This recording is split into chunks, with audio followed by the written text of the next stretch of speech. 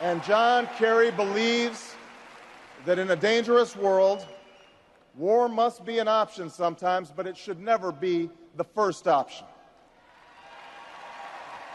You know, a while back, I met a young man named Seamus in a VFW hall in East Moline, Illinois.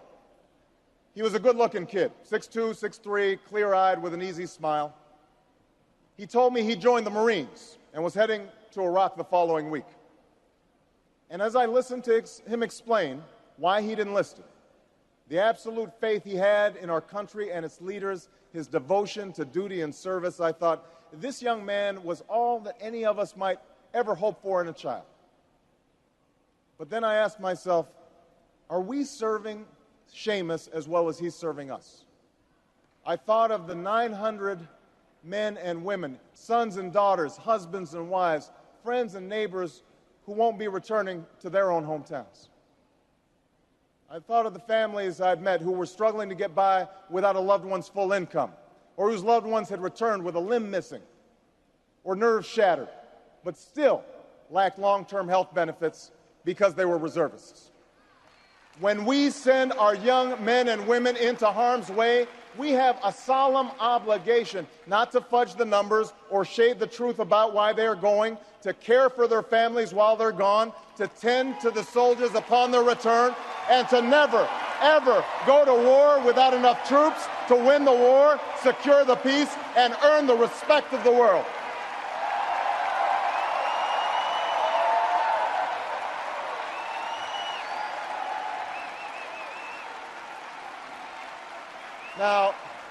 Now let me be clear.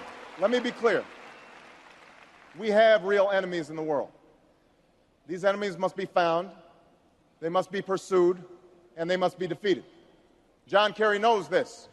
And just as Lieutenant Kerry did not hesitate to risk his life to protect the men who served with him in Vietnam, President Kerry will not hesitate one moment to use our military might to keep America safe and secure. John Kerry believes in America, and he knows that it's not enough for just some of us to prosper.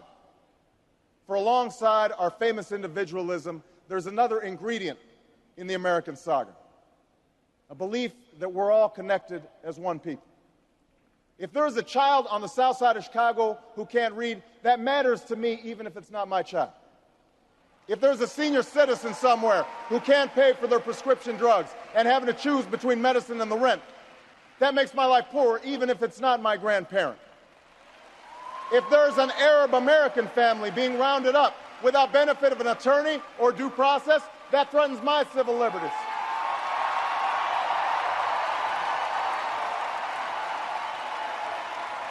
It is that fundamental belief.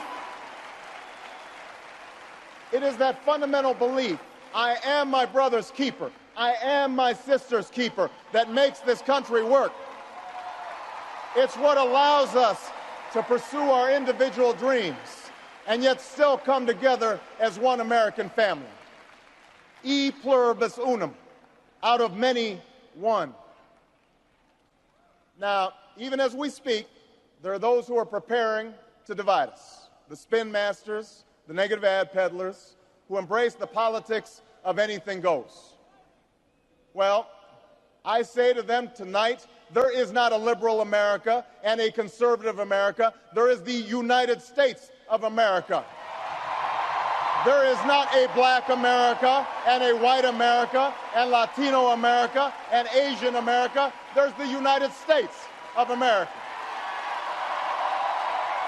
The pundits like to slice and dice our country into red states and blue states, red states for Republicans, blue states for Democrats. But I've got news for them, too. We worship an awesome God in the blue states, and we don't like federal agents poking around in our libraries in the red states. We coach Little League in the blue states, and yes, we've got some gay friends in the red states. There are patriots who opposed the war in Iraq, and there are patriots who supported the war in Iraq. We are one people, all of us pledging allegiance to the Stars and Stripes, all of us defending the United States of America.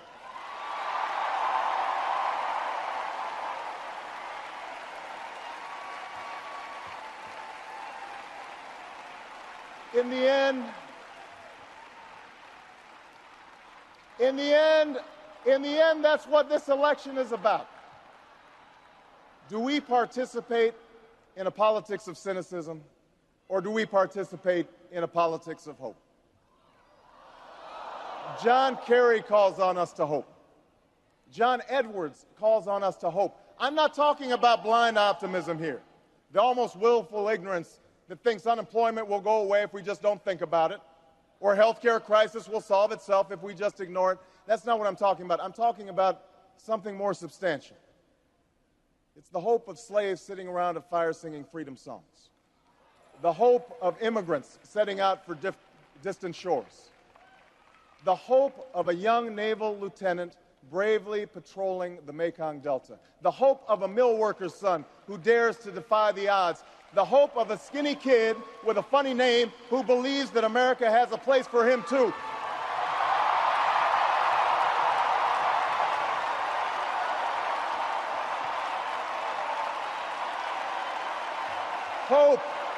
Hope in the face of difficulty, hope in the face of uncertainty, the audacity of hope. In the end, that is God's greatest gift to us, the bedrock of this nation, a belief in things not seen, a belief that there are better days ahead. I believe that we can give our middle class relief and provide working families with a road to opportunity. I believe we can provide jobs to the jobless, homes to the homeless, and reclaim young people in cities across America from violence and despair. I believe that we have a righteous wind at our backs, and that as we stand on the crossroads of history, we can make the right choices and meet the challenges that face us.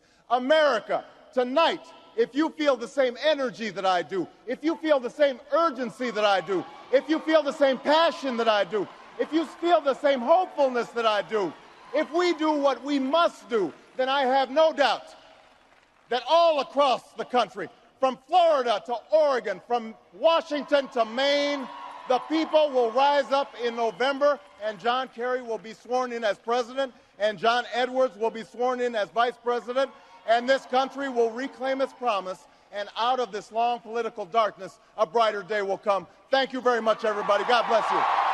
Thank you.